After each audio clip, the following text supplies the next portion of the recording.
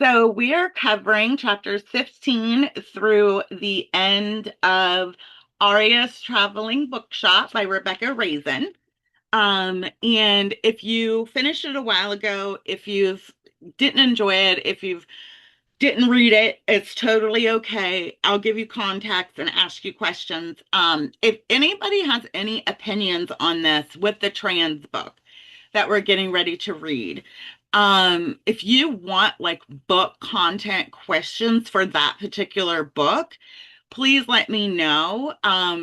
When I do the post for us covering it. Oh my gosh. Also, you guys, next Sunday book club day is Easter. I don't know if this book club celebrates Easter. We have a lot of non-denominational atheists, witch people. I don't know who celebrate. I like to color eggs. I believe in the Easter bunny. So like I celebrate it. Do I think Christ is rising? No. But you know what I mean? Like everybody has their own opinion on it. So we'll take a vote on Wednesday if you want to skip that meeting. We celebrate it as Bunny Day and welcoming spring. Yeah, everybody has a thing. And if you have a family thing, that's fine. But we'll take a vote for that on Wednesday if you want to skip it or not. So anyway, we'll go ahead and get started. I know more people are going to be bouncing in, and we'll just go with it. We'll start with Nikki. Do you have any favorite quotes? And I have a question for you if you don't have any favorite quotes or I do both. not. Oh, you I do do not? not have any favorite quotes just because I did the audiobook and I forgot to, like, every time I was listening to it, I was driving or something. So I didn't have time to stop and like write them down or anything. I'm so disappointed because there were so many on the Audible version that I loved, and I'm like, There I was love this so quote. many. I loved all of the book related quotes, like the book lovers quotes, or this is what a bookworm does, or just like all of that. I love that. I know, and I went to what I normally do is go to Goodreads, and they weren't all there, and I was so disappointed. So I'm back to buying the hard copies of the books because I can't always remember them, and the quotes are my favorite part. My question for you is, and for everyone, if money was no option and you were offered to go to any country like next week, what country would you choose and what kind of shop would you open? I'm going to Ireland and I'm opening up my traveling bookshop. And where would you, where, like, would you say in the United States? Did you say where you would go? Ireland.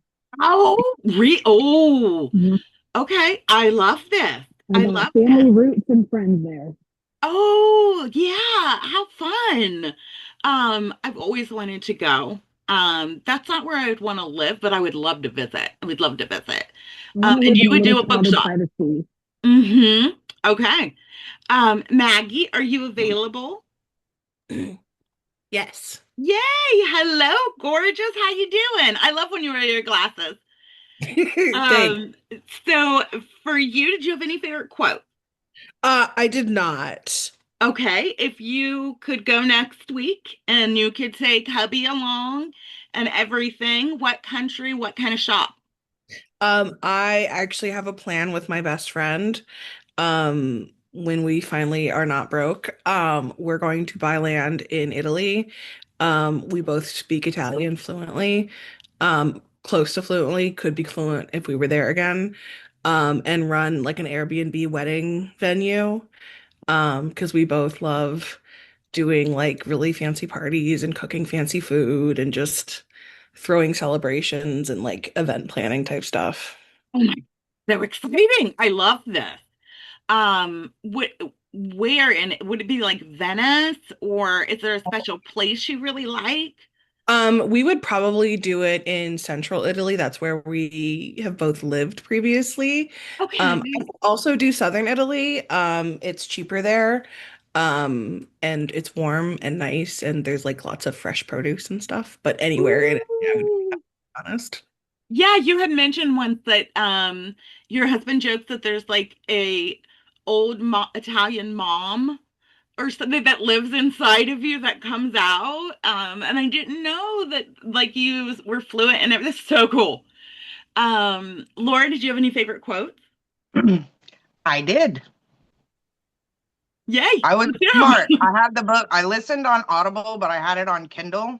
So I would Oh, pause the Audible, Switch over to Kindle real quick, find it in there, and then highlight it so I can keep track. Oh, that's But great. That's a wonderful idea. my quote, well, I have two, but the first one, my boyfriend says I spend too long reading. Ah, there it is. I bite my tongue to stop the words escaping, but crafty little things slip out anyway. You might need a new boyfriend. Spends too long reading. Is there such a beast? Laughter escapes her. I've been thinking the same thing. They're very relatable. I love that. And I cracked up oh, that is when great. I heard that. Uh, There's so many good laughable moments. That was my favorite part. Like I laughed out. I cried a lot, but I laughed out loud too, especially in the second half. If you could go anywhere, no money, no options, no hindrances whatsoever, what country and what kind of shop would you open?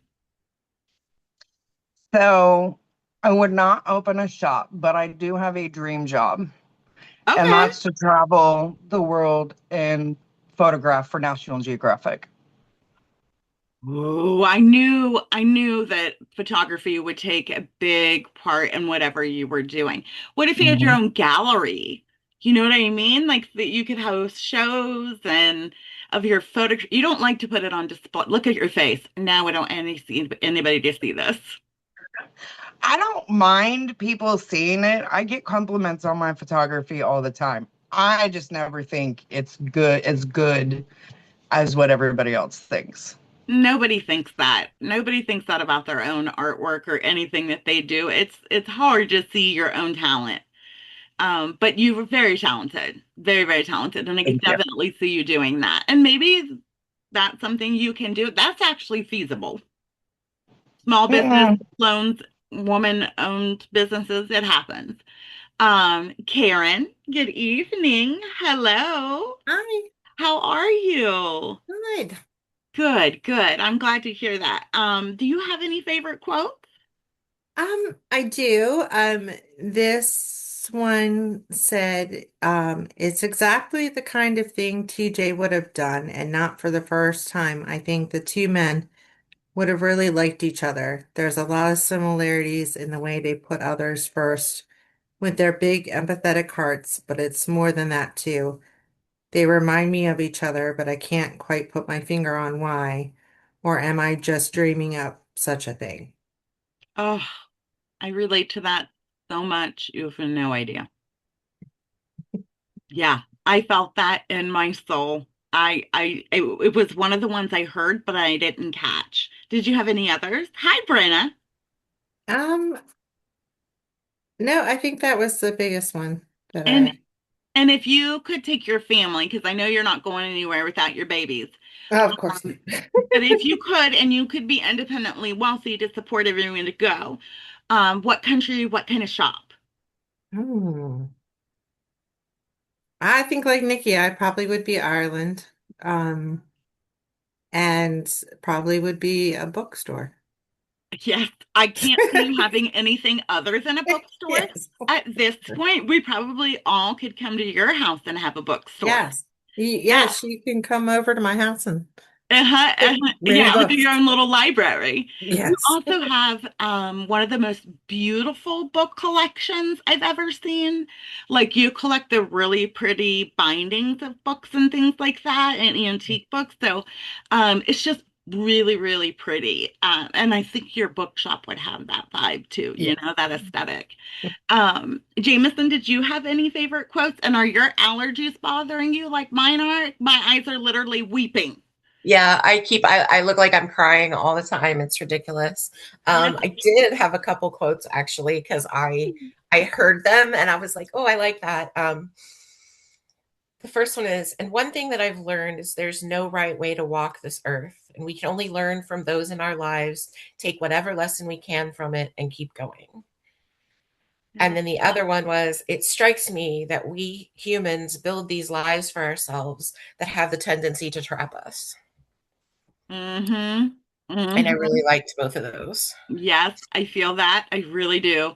Um, I think we are societally conditioned to do that. I think that happens at a very young age. Even if we don't intentionally try to, it happens.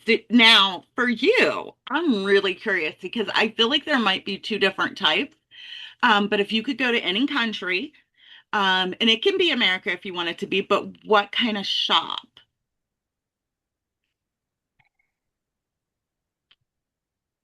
I I think I probably changed my mind about where I would go regularly.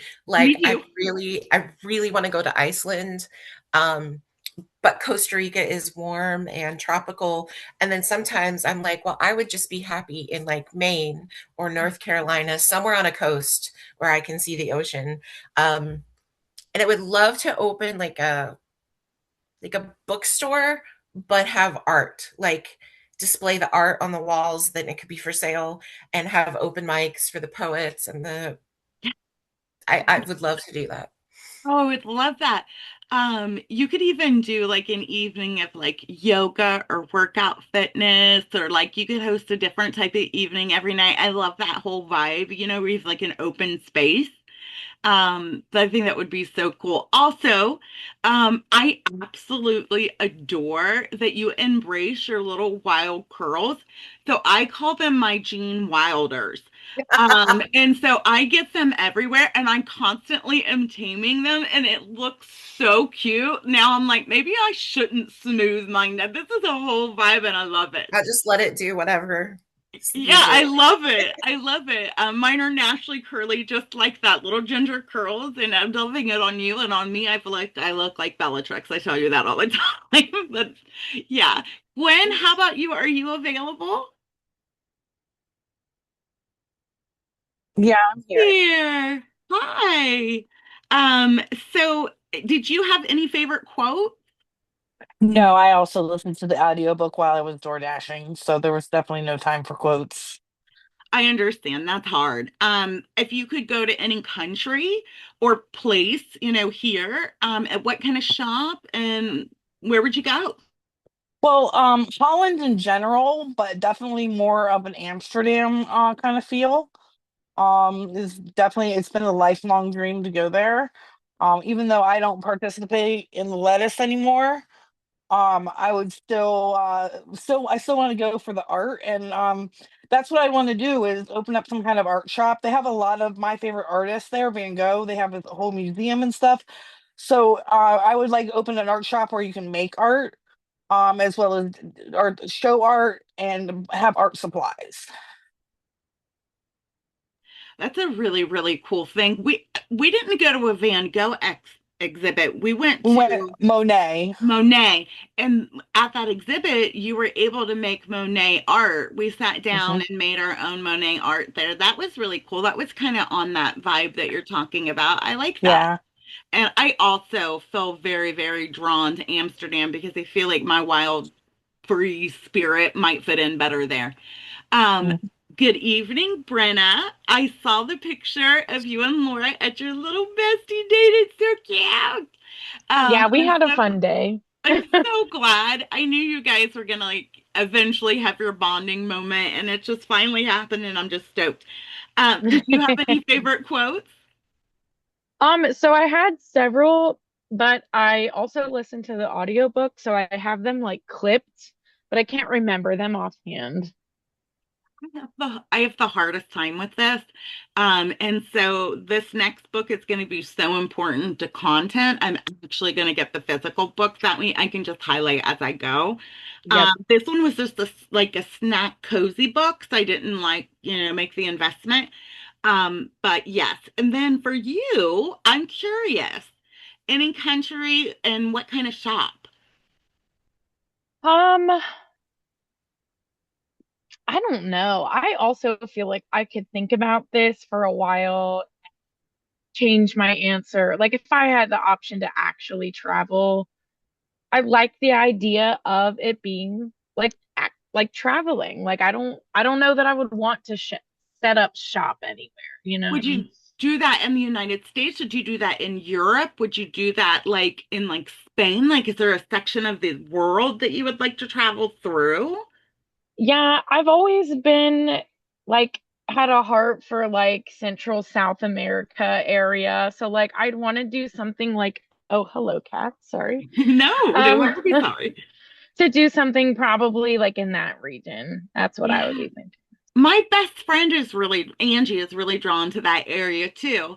She was telling me Hmm. really wild facts about that. And would you sell like books? Would you sell like baked goods? Like what is your hobby that you would want to like be a career? You love so much you would want it to be kind of like your job. Yeah, I think it would have something to do like a mixture between books and coffee and cats. And I know that that exists, Okay, but I please. could travel with my cats. This is what I'm thinking. I have 5 cats already. Like my cats in my house, I have 5. You have a So I could just clatter. Isn't travel that what with it's them. called? Isn't a cluster of cats like that called a clatter? Have you seen Cat, Kat? It is Maya Mbalik's show. Have you seen it? I Girl, don't you think have to so. watch it. She has a whole store. It's a coffee shop. It's hilarious. It's wonderful. It's on Disney Hulu. If you don't have Okay. that, I will send you my logins. It's a comfort show. But that's what she does. She quits her corporate job and she opens this whole shop, and it's really, really neat. They have cat shops, but they're bubble tea. I haven't seen a coffee like cafe, for Yes. yeah, but Yeah, she because I love the Kitty Bubble Cafe or whatever it is. I do love that. But I'd want it to be more like clouder. dark. What is it called? A clouder. I knew it was clatter, clouder. Of course, Jameson would know. Mm. Yeah. So yeah, that would be really, really neat. I always so she this she's visited by the Cat Welfare Society. There are cats that show up at her door all the time. And so Wow. she takes them in. She ends up with like 10 cats. And so Yeah. she opens this shop to kind of like have them adopted out, but also have a place to live until they do. So the Oh, customers that's come in, cool. bond, and then it's really cute.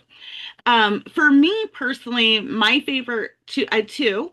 Um, my first one is Life is What You Make It. And what we learned today in that magical little canal bookshop is that books are there for you when you need comfort, and they'll always be there. And then the other one was, if you don't believe, you won't receive. And then for me, I have a huge dream of going to France, like big time. All of Europe calls my name constantly. However, I would not want to move there. I just want to visit there. If I was going to open a shop, I would want it to be in Hawaii. And I want it all, they don't have air conditioning there. So it's all open. Everything is open except the Hawaiian winds. And I want it to be like a surf shop, sun shop, bookshop, and like vegan food style stuff. That would be my dream type. And maybe like flowers, something like that. But I have to be by the ocean. If I'm going to be somewhere, I need to be coastal. So we'll go ahead and get start with our questions. I went ahead and just prefaced this with context. And then went into like a little bit of a personal in-depth question for everyone. If you want a book related question, I do have them, just holler out. But most of the time you guys want something deeper. So oh God, deeper. Sorry, guys. Um, more intense or something. I don't know. I'm just a pervert. I don't know what else is gonna fly out. Okay, Brenna. Aria spends much of the book running from parts of herself. By the end, she begins to embrace who she is. What parts of yourself have you ran from and struggled to accept? Have you accepted them yet? And did reading her journey help you shift anything? Well, I'm not done the book yet. Surprise, surprise, because I'm always behind. Okay. Um, but yeah, there's definitely been points in my life where I feel like I have run from aspects of myself. Specifically like in my early, mid, late 20s, pretty much just most of my 20s, I guess. Um, trying to fit in or be somebody that I'm not, or make relationships work that weren't, healthy for me, et cetera, et cetera. And I think I'm at the point now where I've embraced all aspects of myself. And like there's times where I have trouble accepting it, but I think I'm in much better place than like what I was previously, for sure. That point of acceptance in trauma therapy, they call that the healing zone. So Mm-hmm. that is where that's the major goal is to get to Mm-hmm. not self-love, but Mm-hmm. self-acceptance is where they really want you to reach. So, did I freeze or there you go. There you are. You move now. Oh, sorry. No, no, no problem at all. Gwen, I know you really like this question. Do you want to answer this one or would you like a different one? Go You for want it. to go a different one? No, go for that question. Okay. So she spends so much of the book running from parts of herself. By the end, she begins to embrace who she is. What parts of yourself have you ran from and struggled to accept? Have you accepted them yet? And did reading her journey shift anything for you? So back in June, I recently got a pretty serious mental health diagnosis, and I've been running from it. And telling every single doctor that continues to confirm the diagnosis that they're wrong. And I just recently was like, okay, I've got it. Let's do it. Let's do the meds that you want to do. I'll do whatever you need me to do to get better. So that's been a pretty big change for me, and it's starting to work. Instead of going through the horrible side effects of the not the medicine, but of the disease, it's finally getting a little better. That's wonderful. I think anytime that we can find, it's so hard to find the right medicine. I think anytime we can get any kind of reprieve is a little slice of hope. Even me and Nikki with our Flexerol, even if we pass out, we get relief, whatever. Like anytime you can get a reprieve from something that is hurting you, I'm on board with. And I think that's Um, great. Jameson, the ending asks Aria to take emotional risks. Have you ever had a moment where you had to choose between protecting yourself and or opening your heart and taking a huge risk? What did you do? I opened my heart and took a risk and ended up divorced 10 years later. So, Yeah. I mean, that's the truth. That's the true answer. I I knew it was a risk when I did it. I had been with that person before, and I really agonized over it. I'm like, I can't do this again. Like, I can't get over this person again. Like, it almost killed me the first time. I cannot do it again. And a friend of mine looked at me and said, "Yeah, but what if you don't have to? Like, what if this is it?" And I just felt like, well, that's it. I have to find out if this is it. And I think that the other thing I found out is it didn't kill me. It didn't kill me the second time. Like, maybe that was like closure. Maybe that's what I needed. Maybe I needed to figure out how to stop falling for narcissists. I don't know. It just, that's what I learned, that because if I hadn't taken the risk, I always would have wondered what would have happened if I did. So I am always going to take the risk. I'm always going to do it. And I might be miserable for a little while at some point, but I'm always going to do it. I'm a jumper too. So Yeah. I'll find my wings on the way down.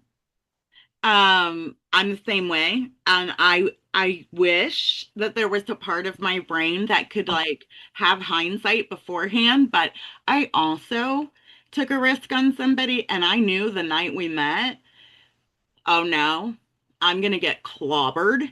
And I was with her for 11 years. And she was a sociopath and destroyed me.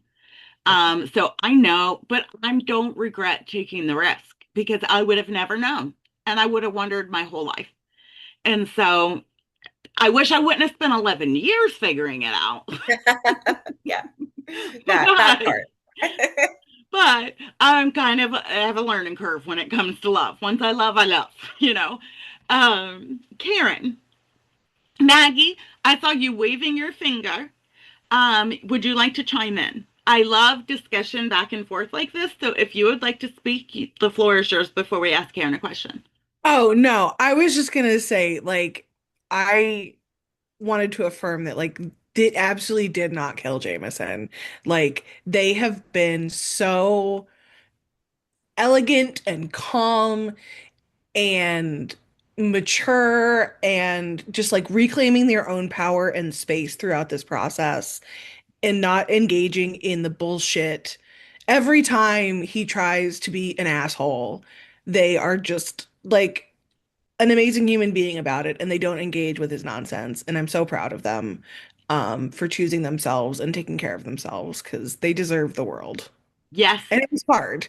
Like there was a lot of people who thought that this person was a good person, and I was one of them. And like it took a lot for them to like open up about how they were actually being treated in their marriage. Also, same, but Facebook is fake book, right? And I even explained a little bit that I thought this person was an okay person. I didn't have the vibe I had with Jameson, but you know. But then after really observing some things, I noticed some stuff, and I was correcting them, him, before it even came out that they were separating, like literally commenting under bullshit. So We I all, get it. yeah, like he, I'm like, they're allowed to have their fun crafts and do whatever the hell they want with them. Also, please stop using the wrong fucking pronouns. Like, get your shit together and respect my friend on Facebook, or we're going to argue. Before it even came out that there was even a problem. So I saw it. I just knew and always thought like Jameson deserves better, and here we are. Which is really cool. The whole world is going to open for you now. I just know it. Karen, Aria had a lot of fears that she struggled with to choose love. What fears in yourself, and this can be love in any form, what fears in yourself do you have that keep you from letting your walls down and genuinely loving and letting yourself be loved? Um, I would say more like my self-esteem. It's definitely gotten better. Where I'm getting to the age where I just don't care anymore. You're in your crone era, baby. You Yes. finally in that era where you just don't give a fuck. That's great.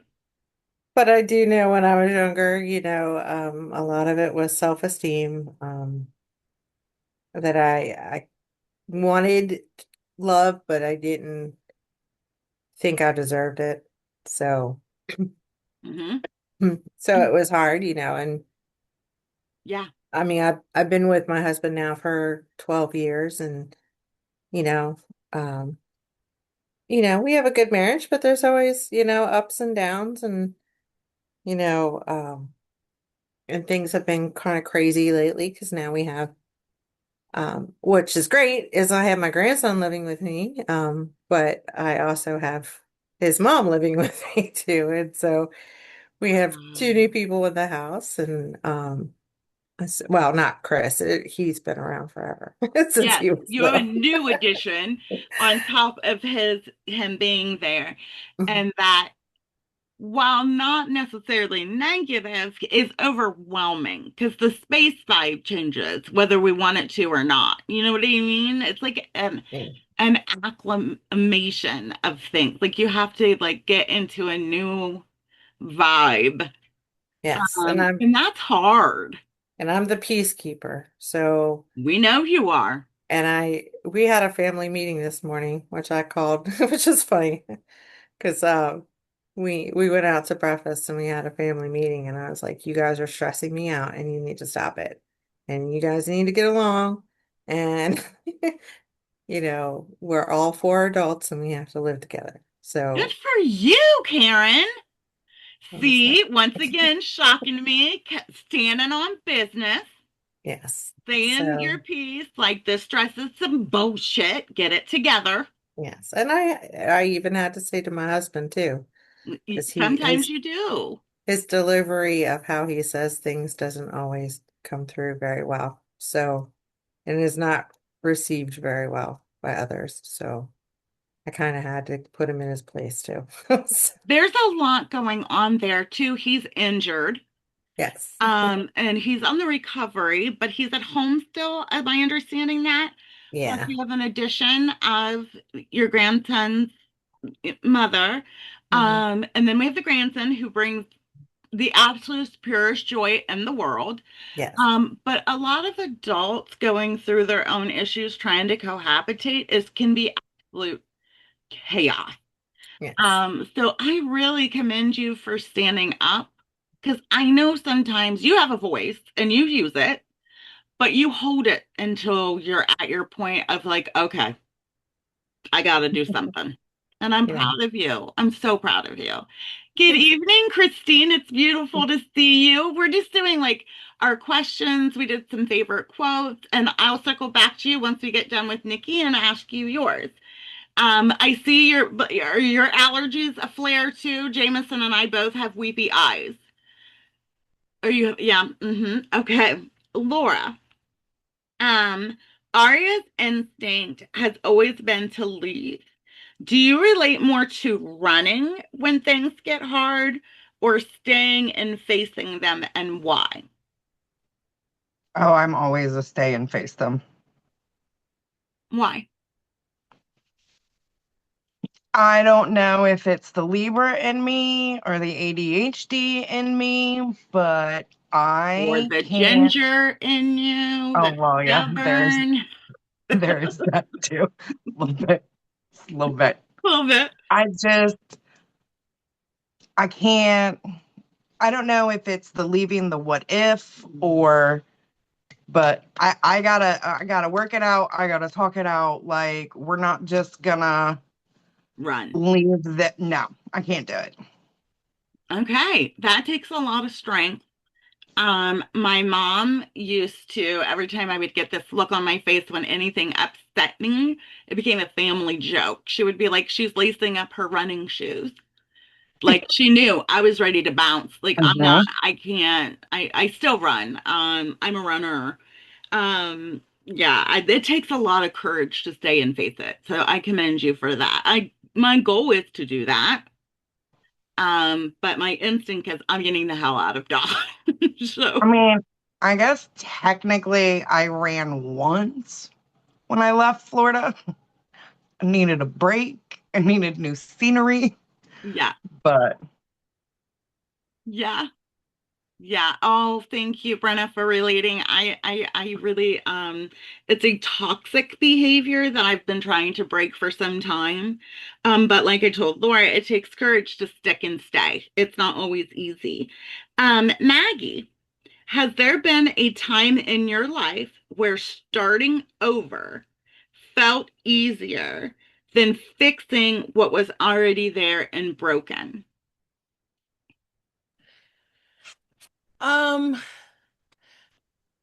I don't know that it felt easier. I'm not a runner, I'm a track star. I am the stubborn. I will sit here and dissect this argument until the cows come home because we will learn from this and we will do better and we will mature and grow. And you can't actually force somebody to do that. And so my husband and I both joke that like we both left our last relationships unconsensually.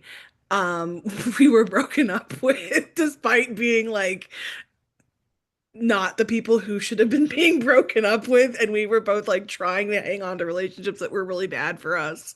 Oh, Um, and it wow. was only after like getting the distance and the ability to like reflect on what we had normalized for ourselves, that we realized how unfulfilled and unacceptable those situations both were. It is so difficult to see it while you're in it because you're actively fighting and processing. It's when you step away and you look back and you're like, holy crap, I was really in it and didn't know it. It's just, I think that autopilot kicks on for survival. But I love that about you. That you have the tenacity and will to want to learn something from, if we're going to disagree, then can we both benefit from it? Is something that a lot of people don't really have the endurance for. Like they're like, well, we'll just agree to disagree.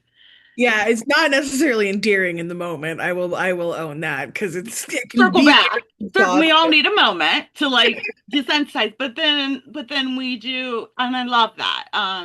Those are my favorite kind of people. I'd rather have pure emotion than fake stuff to just dissipate conflict for me, because I everything for me is a why, and I want Yeah. to learn from it, not to repeat it too. Nikki, the bookshop connects people in powerful ways. Have books ever helped you process something you couldn't say out loud? And if there is one, do you have one on the top of your head that really spoke to you and was able to communicate what you were feeling without you being able to verbalize it? Hmm, that's a tough one. There's so many books. There are. I'm really shocked, though, your go-to wasn't one of the Harry Potters.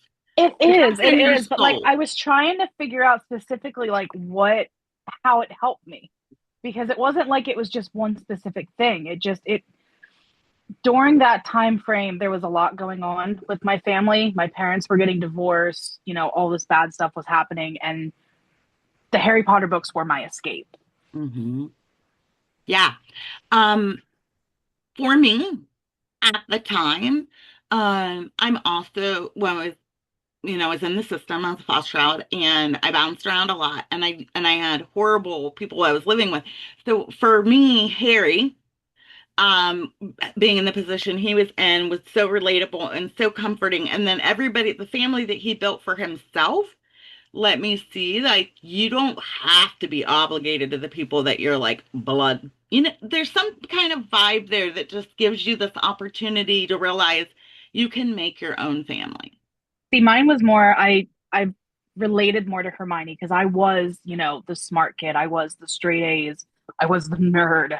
And growing up, it was really nice to see that, okay, she can have friends, which means I can have friends too. Yes, they even the very first Harry Potter, they Ron says something very, very rude. That's when she goes and fights that giant ogre. But he says something along the lines of, "No wonder she hasn't no friends." Yep. But Harry saw something in her. Yeah, I thought maybe, and unfortunately, like I've said before, the book's meanings and the way that they touched people doesn't lose its power just because the author has had poor choices. Wish the Um, author would just go away. yes, but that doesn't mean that we didn't form relationship because I have Hermione quotes on behind me right now. So like, I got them everywhere. They're all over my desk. oh my gosh, Gwen loves Dobby too. You would rescue the house elves. Mary Jane is obsessed with socks. I Obsessed. have like literally like all over my desk. I have like little Harry Potter knickknacks and Oh my God, that's pictures and so cute. That is so everywhere. cute. Oh my gosh. Yeah. So, Christine, the first question I asked everyone is, did you have any favorite quote? I did, and I had no way to record it, and now I can't remember it. Yeah, Super helpful. we all said this. We all That's said this. funny. We all had stuff that we loved, but most of us listened to it on Audible.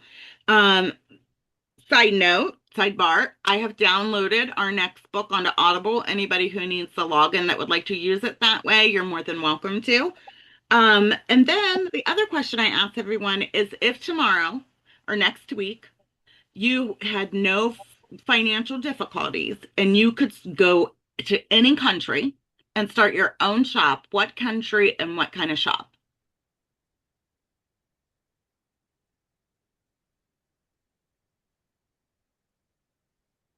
Man, probably France, um, because of my French connection. Um, well, I take that back. Spain, my daughter's there right now. And my Spanish is much better than my French. This is so cool because somebody I dated who's a musician. You guys might know her. Her name is Julie Schur. I don't know if anybody in here is old school lesbian that far back, but she just joined Cozy Corner and she lives in Spain.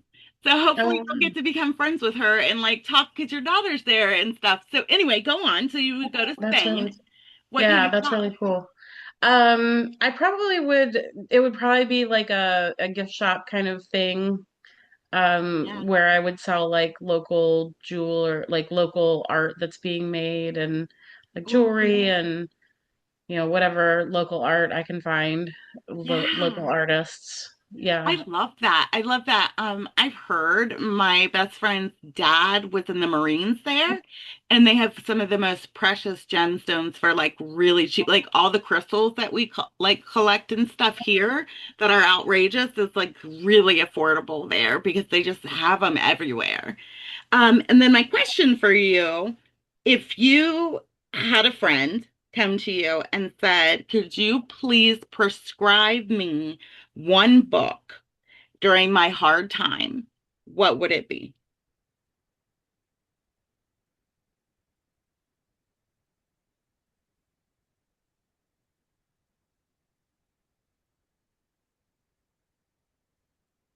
It's hard. I know. It's so hard.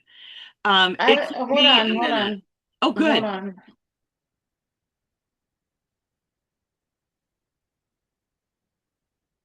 I think I would probably recommend Siddhartha Oh, okay. Um, and is in the there, Way Way Back Machine. yeah. Um, and did that impact you and heal you in some way? Yeah. I barely remember it because I read it when I was young. Oh, you got to revisit it. You got to revisit it and tell me if it's different. Uh-huh. It's like going home. Right, right. Yeah. Yeah, that I remember it being kind of life changing in the moment, and I can't really describe how, but yeah, It really hit you. It stuck with it you. did. Hmm. Yeah. I get that. I Yeah. get that completely. I feel like a big ding dong though, because I read Eat, Pray, Love in 2002 and then for 20 years had been recommending it to everybody. And then it got picked in book club and we read it and I hated it. And I'm like, oh my God, I really recommended the worst book in the free world to everyone. But I want to know if you go back what it feels like. Because for me, it was like, this is shit. What was I thinking? Um, but I would love to know your thoughts. So we're going to do a lightning round. And so it's just one or the other, or just like a one word answer, just to like go through and get a little bit of thoughts from somebody. And we're going to start with Brenna. So my first question for you is fight for difficult, scary love or settle and protect your peace. Fight for difficult, scary love. Oh, you're a brave one. You are a brave one. Okay. Gotta be. Christine, Okay. look at your baby. Romanticize the past that felt right but wasn't. Or choose a future risk with someone that you're not sure will be right or wrong. I am not about romanticizing the past, not with what I've gone through. So I would choose the future. Hmm. Okay, I get that. I get that. I'm finally at that place. It took me a long time. I'm there. Gwen, trust your first instinct and your brave gut, or keep your peace and stay in your fear. Okay, so I have a slow processor and I think about everything and I think about every angle 1,000 times before I make a decision. I don't do gut instinct at all. I just don't do that. That's my gut instinct's gonna be wrong. So I have to think about it. I don't want to stay in the fear because that's miserable. So I disagree with both of them. I can't pick one, but I am not jumping first. I have to look at all the angles first. I understand that. I understand that. Yeah, I'm jumping, but if I don't jump, I'm never gonna do it. Jameson, do you prefer grand gestures of romance or quiet consistency in love?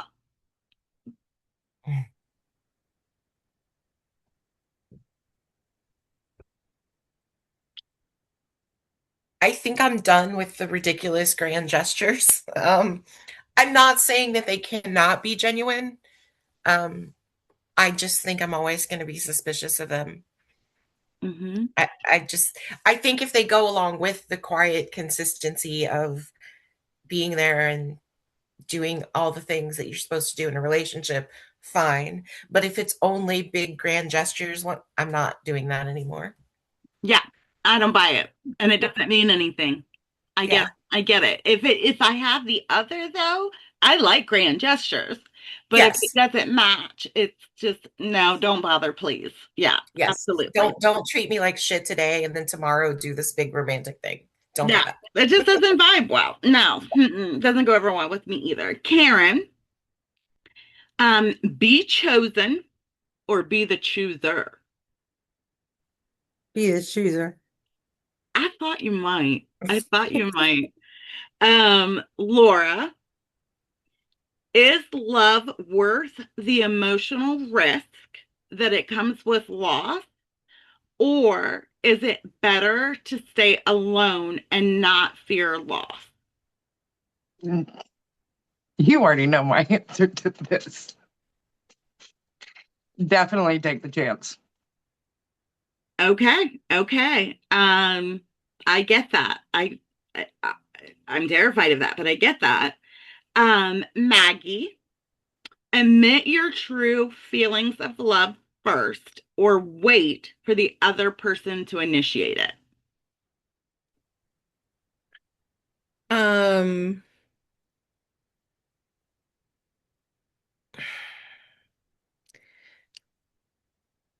I would like to say admit first, but I didn't. I did everything but I did make my husband admit that he loved me first. I was very bratty about it. And I have it on camera because we had a Ring doorbell at the time. Um, but yeah, no, I was not going to admit it first. Yeah, I have a really hard time with that. That's a vulnerability risk for me, and I've rejection sensitivity, and it's so hard, but I've done it. But yeah, if I had my preference, they would cover me in love first, and then I'd be like, okay, I love you too. Nikki, one way to get out to anywhere you want to completely start over, or unpack your bags in a perfect place right here, right now.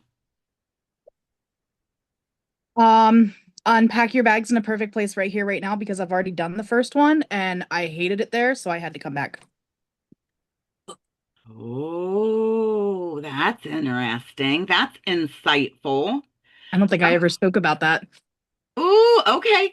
So Brenna asked a side question that I like. So I'm going to go through and ask everyone and start back with you, Nikki.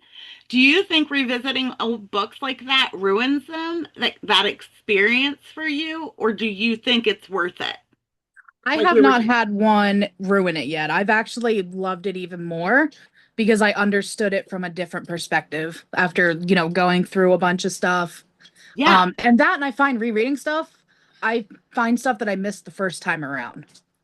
Oh yeah. Oh yeah. There's several books that I've liked so much that I read too fast and then gone back and been like, yeah, I feel that. How about you, Maggie? I'm so sorry, I got You're distracted. fine. You're totally fine. Brenna had asked when we were talking about revisiting old books, like you read 20 years ago and you loved, revisiting those, going back and rereading them. Does it ruin the experience for you, or does it like the very initial experience, or does it make it better? Um, I think it depends on the book. There's definitely some books that have been ruined for me. Like I'm not going to go back and reread Twilight or 50 Shades of Grey again. I enjoyed them and I will defend my enjoyment of them when I read them, at the time I read them, but I don't need to go back and experience that again and not like it because I'm in a different place now. Right? But there But are when some you books gain that new knowledge, right, but there are some books that I can read over and over again and I absolutely love, right? Like I can read Olivia Dade's books over and over again and I find them absolutely hilarious every single time. I can reread Tolkien over and over again and I'm going to love it every single time. oh, me It too. So I it used to, depends on the book, right? Like right, it really does. It really, really does. I used to read Harry Potter every September when they would go back to school. And I changed it to Lord of the Rings series. And every time I read it, I find something new that I absolutely love. So like I get that completely. Laura, how about you? Have you ever had something that you read a long time ago and gone back to, and has it changed? Has it been better? So, a little bit about me. Until I was in my late 20s, I had only ever read one book. Explain to them how bad your ADHD was as a child. So, my reading comprehension all through growing up and whatever, I couldn't make it to the end of a page without having to start over to be able to grasp what I was reading. Right. So reading was so difficult for me, I just refused to read. Yeah. Until high school, we read the book Native Son by Richard Wright.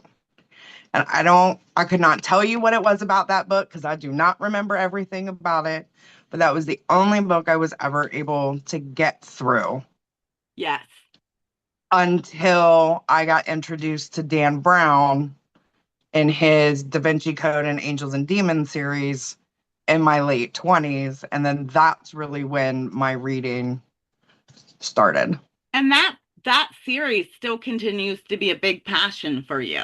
So like going back to the Mm-hmm. very beginning, you still love it. So it just makes it even better. Yeah. Yeah. Karen, how about you? I'm really curious because you read like me. And I know you revisit. So what have you ever had one that was bad or really good? Um, I think my most recent reread was it was for my own book club. They we wrote the story of my life by Helen Keller for Oh Women's yeah. History Month, and I read it about 12 years ago. Um, so it was weird because I liked it less when I read it this time than I did the first time because Mhm. I mean she's a Helen Keller, a very fascinating woman, that she was managed to do a lot of the things that she did. It's but then when I was reading it now, I looked back on it and I wish I had known more about how she was able to learn the way she did, Yes. being deaf and blind. But more, it was like she was writing about like all these things that she did, which was great. But to me, I was more fascinated to know how she got there. It was implausible for me. I could Right, not comprehend how that happened. And I struggled. I also read the book. I right, struggled with it. Like this, I can't put this together. How is this possible? After researching more, and like the real story is her teacher. right. It's the beauty of it. But yes, that is definitely one for me now knowing that I like the teacher's biography more than Helen Keller's because if it wasn't for her, that would have never happened. Do you know what Yeah, I mean? I don't think I've read the teachers, You but should. You I should. also Good. like reading it the second time. I felt, and I mean, again, I'm glad that she had her life the way she was, but she was very privileged. Hmm. And not most people who had that situation would have been able to go as far as she did Yes. because she had money. I mean, her family had money and were able to support her. Hire a full-time caregiver who was also a teacher for people Right. who were blind and deaf. Was not cheap back then. Right. Yes, absolutely. That was my problem with Eat, Pray, Love, was the exceptional privilege that she had. The journey was beautiful, but doing that and as an adult now knowing that that's not an option for many people. So I get it completely. Jameson, how about you? Has there ever been a book that you've revisited back to that like was better or worse?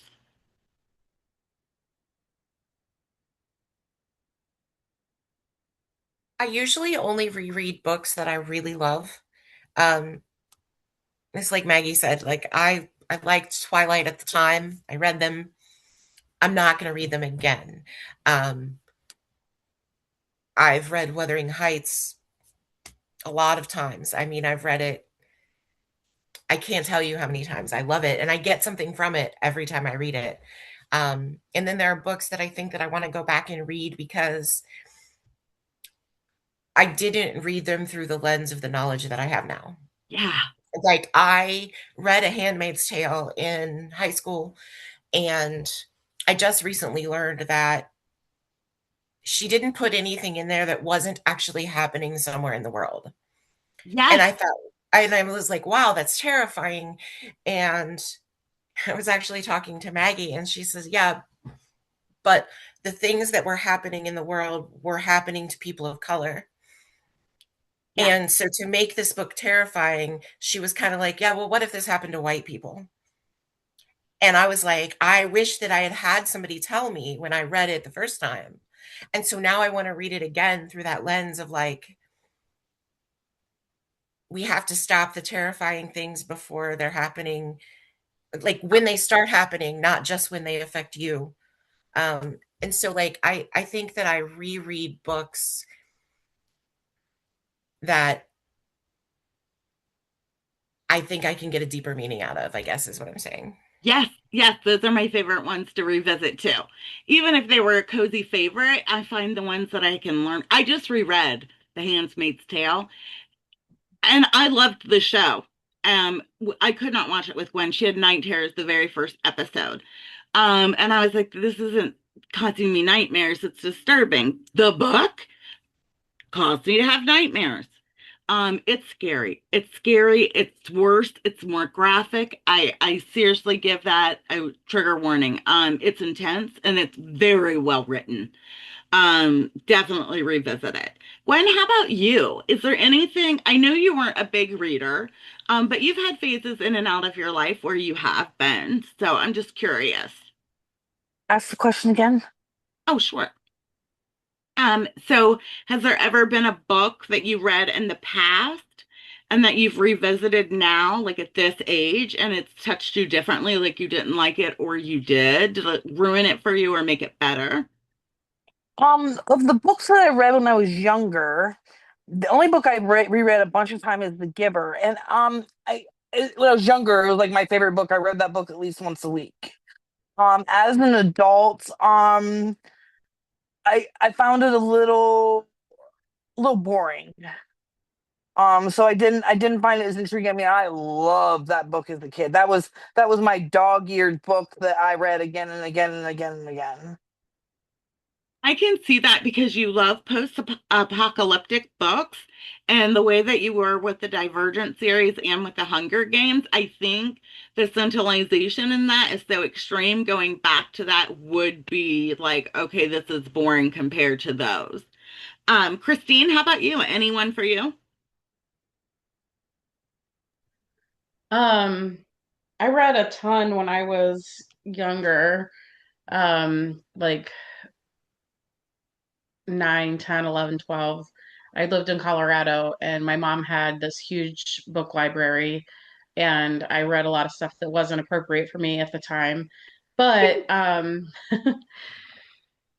the books that keep coming to mind when you ask this question was a series that I had when I was in my like I think mid 20s, and it was called Erotica. It was all erotic writings by lesbians, and it was a series. I think there were 3 books. I have them on my Do bookshelf you? right now. Yeah. I am so fucking jealous. I've I tried got them at to. Half Price Bookstore.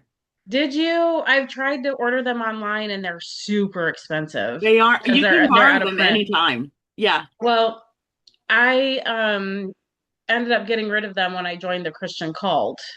Yes, this So would happen. as would happen. Yeah. Hmm. And I got rid of most of my other books then too. So yeah, I'll have to look at half price books and see if I can find a set. Yeah, I'm gonna bring you the first one and see what it's like for you to reread it because it's hot as fuck. It's really good. Yeah. Brian, since this is your question, do you have one? So I don't know. I don't think I've ever reread a book like that. Like I've referenced them or like, you know what I mean? Like maybe read Hmm. a little bit here and there, but I don't think I've ever reread an entire book. And I guess the reason I was asking, because I was thinking about what you were saying about like the Eat, Pray, Love book, right? And when I was younger, I don't know, somewhere between like maybe 13 and 15, I had read the book 13 Reasons Why. And Oh, again, God, this is long before the show. this show came out. You know what I mean? Me Like too. long before. I didn't know anything about it beforehand. Me either. It was recommended to me, well, kind of like not like, hey, I think you would like this, but it was like it was kind of recommended to me. I don't know. And I read it and I loved it. I related to it as a kid. And like, I really hold it near and dear to my heart, like, so much so that I refused for years to watch the show. I've now seen the show, but like, I couldn't get myself to watch it because I'm like, it's going to ruin this book for me. And then I'm hearing you talk about this Eat, Pray, Love book, and I'm like, I wonder if that would be my experience. You know what I mean? Because Mhm. because I was a teenager when I read that, and I'm an adult now, and like my perspective is probably different. But Your like, is perspective is that going good to or be bad? different as a parent. Yeah. Ooh. That's what's going to really, that's what messed me up going back. Oh, I didn't think about that Yeah, aspect. like the Yeah. parents' uninvolvement is what pissed me off. And I didn't see it from that point of view when I caught it the first time. When I Mm-hmm. read it the first time, I loved it. I was obsessed with it. Mm-hmm. But the second time, yeah, you as a parent now, you're gonna be like, oh no, I would have never let this happen to my child. I I would should love for reread you to it. pick it up and see what you think, because there's Yeah. parts of that are really good. Um, so I have a few questions that I just wanted to touch on really quickly, that were important in the book and my favorite part of the book. So I'll start with you, Brenna. Do Arya and Jonathan feel like a passionate love story to you, or is it a safe option for both of them? Um, so I'm not sure yet because I'm not like I know who they are and stuff, but I haven't finished the book, you know what I mean? So There's a second I'm part to the question that I okay. think you could answer that's personal. Um, Okay. which do you think lasts longer for you, passion or safety? And do you think it's even possible to have both? Yes. I think it's possible to have both. I don't know that I would have always felt that, but my current relationship with my fiance has taught me that you can have both passion and safety. But I wouldn't have thought before that you could have maybe one or like it was like Right. one or the other. But I do have both now, which I know that I'm very thankful for. I'm blessed. It's very rare and you're very, very, very lucky. Christine, if you were Jonathan, so he waits for her a long time to get ready. Would you have waited for somebody to get prepared for you and like remain in their life? Or would you have walked away and met someone new?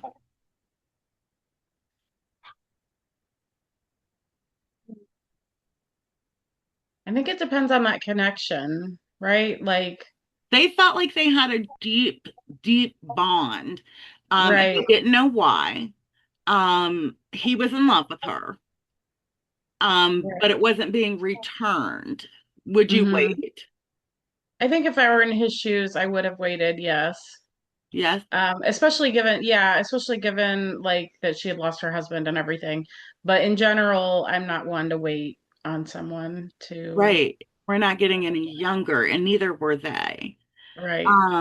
That was my only problem with it. Like, I don't know about this, but yeah. When are you available? I hear Delilah screaming. I am letting her we're near the end, so I'm letting her do Okay, her you're thing just and then letting her I'll whine. yeah. Okay. All right. Yeah. Yeah, we're about to send her to her girlfriend's house. She's obsessed with Laura. She's about to go stay over Yeah, there for a she's few gonna go days. stay over there. We're kind of She's done. We'll take driving us Floki. crazy, you guys. She's driving We'll us take crazy. And all Floki. she We'll does is take sit on Floki. Laura's lap happily. Like, I'm a good girl. Yeah. This is my girlfriend. She's driving us nuts. Yeah. Okay. Do you think that Aria lost herself in Jonathan? And can you truly belong to somebody else and be in a full-on companionship without losing a part of yourself? Like me personally, no, I always lose a part of myself. I get like being real. I just do. I get a little too obsessed. I get a little too, yeah, whatever it is. But I always do, and I don't know how to stop it. I don't know how to stop doing it. I've been trying to stop doing it my whole life, and I've never been able to. So yep, that's me. That I think that's common, honestly. I think it's more common than people care to admit. So thank you for your authenticity. Jameson, do you think that Jonathan loved Arya because of her independence or in spite of it? And do you prefer somebody who is extremely independent over somebody who's a little bit more needy?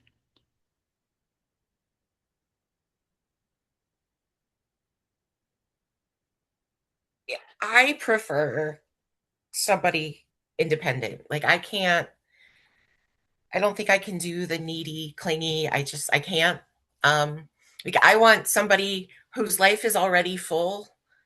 Like I don't need to be the center of your world. I just need like so then when you're taking time for me, I know that it's important.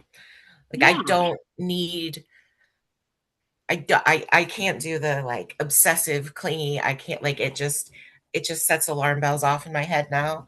Um I don't know. I think that part of my problem with this book is I don't feel like we got enough of Arya and Jonathan together. Like they barely know one another. Right. I mean, I get that it was like her working through her feelings about her husband, but I don't think we have enough information about the two of them to even make a decision. And I feel like I was yelling at these people. I'm like, you are planning a life together you have met 3 times. The whole time I'm like, Like pump I the can't. brake, pump your brake. Yeah, I can't with that. So I don't know. Yes. Like he was ready to just like leave and travel the world with her. Like, well, I'm a writer. I can do that from anywhere.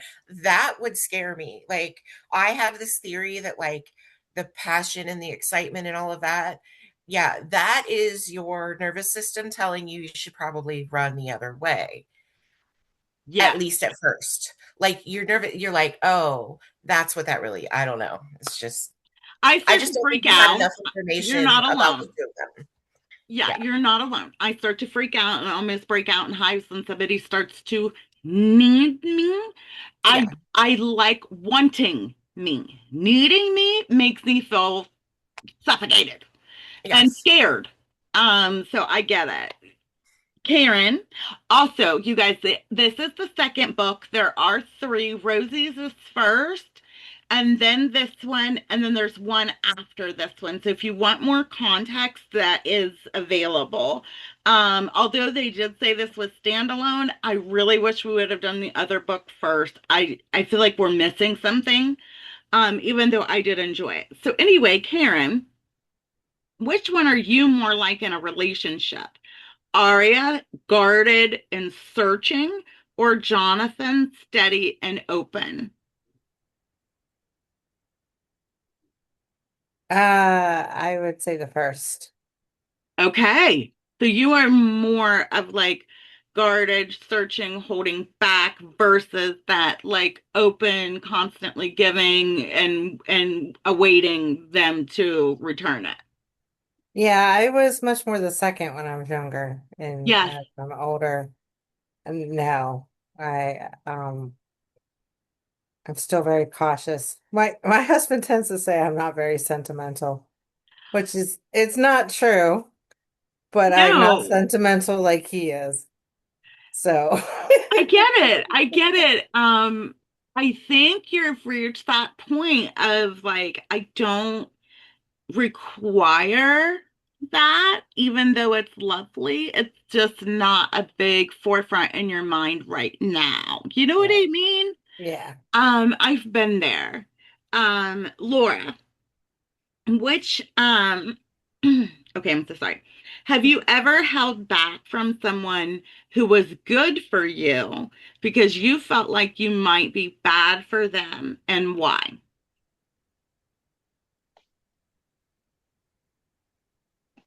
Well, given my previous dating history, I'm gonna go with no.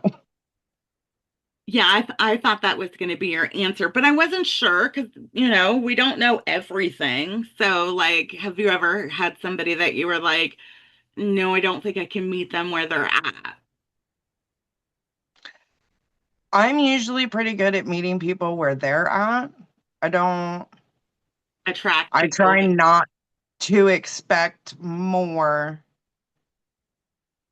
out of some. I pretty much accept people for where they're at. And I do this in friend, not just relationships, but friendships too. yeah, Where you're at is where you're at, and I'll meet you where you're at. If you want to, you know, take it up a notch, I can take it up a notch. If we need to take it down a notch, I can take it down. that's the I'm, Libra in you, that balance. yep. Yeah. Maggie, what would it take for you, or what did it take for you to fully choose someone and give your everything in the way that Aria eventually does?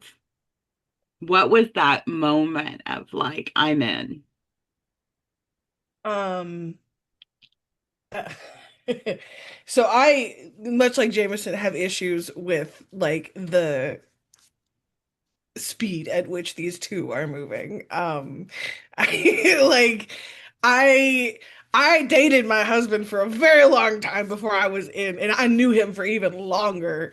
Um, I don't move that fast. And also like having been a divorce attorney, I was just like, oh my gosh, no, please, what are you doing? Um, anyway, for my husband, I did not. So we met under really weird circumstances, because we were both poly at the time and in other primary relationships. I was in a triad and he was in a polyamorous relationship with another woman. Um, and we had been friends for a very long time. And when we started dating, um, I just like, I could not believe my luck. I was like, I don't understand why he is paying attention. My husband is very attractive, and just like a very kind, gentle man, um, but also like very masculine in very traditional senses, but like was raised by women and has like a huge amount of respect, and all of his major friendships are women. Um, and he was always just like a very vulnerable, kind human. Like the day he asked me out, he was just like, I want to share one moment of vulnerability with you a week so that we can honestly get to know each other. Um, because we've been friends for a really long time, but we haven't been able to like connect intimately one on one. Um, and that was like the tone for our whole relationship. But we never really considered what it would be like to be long-term primary partners because of our relationship status for the majority of our relationship. We were just like Temporary, like you weren't thinking, not temporary, but like we were never he was never going to be the man that I married. That was never on the table. He had somebody that he was planning to marry. It was not me. I was okay with that. Like that was never um even when my triad dissolved, like that did not change anything in terms of that. Like he still had a primary relationship. And so when that finally changed, he teases me that I actually was the one to propose over chicken nuggets in a Wendy's parking lot. Um, no. because we had been together for I think a couple of years at this point. But again, like we hadn't really had an opportunity to ever consider ourselves primary partners. And in a way, I saw his relationship ending coming. I wasn't a participant in it or anything like that, but like The signs. I knew he really wanted to be a father, and I knew that his partner was not really interested in becoming a parent. And he was going to be turning 40, and I knew that was going to be a moment. Like, I just knew him well enough. He's a Virgo, and he's the kind of man who, like, thinks about things for a really long time. And then he just wakes up one day and he's like, this is my decision, and there is no going back.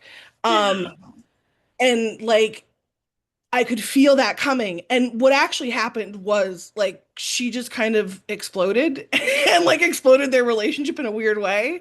And like we were all caught off guard and like it was very weird. Um, but like when it all settled down a while later, um, once they had like ended their relationship, we had decided that we were going to go to his family because he needed some like just family support. He needed to be around his people, but he didn't feel comfortable driving because he wasn't sleeping well, he wasn't okay, he was really struggling. And so he wanted me to go with him. But that meant he was going to have to introduce me to his family, which was weird because we were clearly in a relationship, but he had just ended this other relationship and I was clearly not a new girlfriend. And so it was like he was like, "Oh my gosh, I'm going to have to come out as polyamorous at the same time Right? as like disclosing that my like 15 plus year relationship is over to the Yeah. entire family. Um, by the way, here's my new girlfriend. Yes, yes. We were very aware of like how awkward it was going to be for all of us, but he was like, "Listen, I think this is important to me. I think this is what I need." And we were driving and like I could feel him just like grieving everything in his life and realizing how much like this was like he was processing so much of this relationship. And I knew one of the things that he had told himself years before that he was not able to have was kids. Um, and I don't know why I like turned to him in the parking lot. We were getting lunch on the way to Indianapolis, and I was like, just so you know, like if we become a primary partnerships, I need you to know that like things that you thought you had to give up are back on the table. Like I am willing to pursue that with you. If you are still interested in having kids, like that's something that I would be interested in doing with you. I would trust you to do that, which he knew was a really big deal for me because I had a dissolved relationship where I lost contact with one of my ex's kids, and it was really, really hard for me. Um, and he was just like, I appreciate what you're saying, but not right now, maybe. And I Right? was like, great, vibes. We're good. We're totally fine. It's vibes. We're good. Um, and like we ended up taking, I think 2.5 years, maybe, before we actually got engaged, from that point, because we both needed to make sure that like he was healed and comfortable and safe. Um, This but is like the best love story ever. Please write a book. Please write a book. If you can't write it, Jameson has to. Please. I love this so much in every way. I came out to my family at Christmas about being polyamorous, which my sister already knew, but coming out to all my other family went horribly for me. I know the pressure and the feelings that come with like having to tell people. It was worse than coming out as a lesbian. It was harder because they're like, well, you were born a lesbian or whatever, you know what I mean? Like they're like, you're just poly by choice. I'm like, no, I've been poly my whole life, but like whatever. But that's wonderful. Nikki, my final question is, at this point in your life, if someone like Jonathan stood in front of you and offered you the same kind of love he offered Aria, would you be ready to accept it? And then putting it in terms of what you have with your husband and everything that you're going through and these huge life changes, you're in severe pain, your job may have to change, everything about your dynamic of what you physically can do, what you're going to do. Has it changed your dynamic with your relationship at all? Like, does he look at you differently? Do you look at him differently? Has it taken a strain on your marriage? Like, my guess is no, but I'm really wondering. There has been a strain, and that's just because of all the stress of it. I've lost a lot of my libido, but he's working through me with it, so I'm not alone in it. He's Oh my I'm gosh. constantly, and he's actually sitting here looking at me right now. I am constantly telling him about how bad I feel because I feel like I'm letting him down, and he is the most patient saint of a man I have ever met. Oh my God. That takes a lot. That takes a lot. Oh, he being patient with somebody through something like that is so difficult because sometimes it can be internalized as rejection and not realize it's just about you and how you were feeling. I will tell you, those men seriously decreased my emotional capacity and my libido. Mine's a mix They of just, that and then just the pain of the yes. performance itself. So it's one or the other. It's like you're numb or you're in severe pain. You don't really have a balance. And the fact that he's standing there beside you, loving you like that is just I'm lucky. no I'm word. very, very lucky. Okay, so it's now time to announce our next book read. It was down on a wheel spin, and it was from Melody, who Jameson brought in. So it's exciting, and I have it here. This is part of the Trans Readathon to celebrate the Trans Day of Visibility, and the book that she nominated is called Little Fish, and it is by Casey Platt, who is also, I'm so sorry, who is also transgender. And I just wanted to put the picture up here so everybody could see. And then just a little bit about, like I said, I put it on Audible, so if you want to read it there, you can. But it just says Wendy Rayner is a 30-year-old trans woman who comes across evidence that her late grandfather, a devout Mennonite farmer, might have been transgender himself. At first, she dismisses this revelation, having other problems at hand, but as she and her friends struggle to cope with the challenges of their increasingly volatile lives, from alcoholism to sex work to suicide, Wendy is drawn to the lost pieces of her grandfather's life, becoming determined to unravel the mystery of his truth. Alternately warm-hearted and dark-spirited, desperate and mirthful, Little Fish explores the winter of discontent in the life of one transgender's woman's journey as her past and future become irrevocably intertwined. So it's going to be really good. And I'm very, very excited to explore it. We're going to reach the end of chapter 9 for next week or the week after, depending on what you guys vote on, whether we're going to have an Easter, nighttime meeting. So that's that for this. I'm going to stop record. We are doing After Dark. If you'd like to stay, I do have my bibliophile deck for anybody that wants a full pink moon reading. But otherwise, if you have things to do, you're more than welcome to go. And I think Gwen's going to be coming in here to smoke. Is that right? Because you have to get up. You're muted. Oh, just come I in. was I was just gonna say I'm gonna log off real quick and come on in. Okay, that's fine. Come on in. Okay, I'm going to stop record.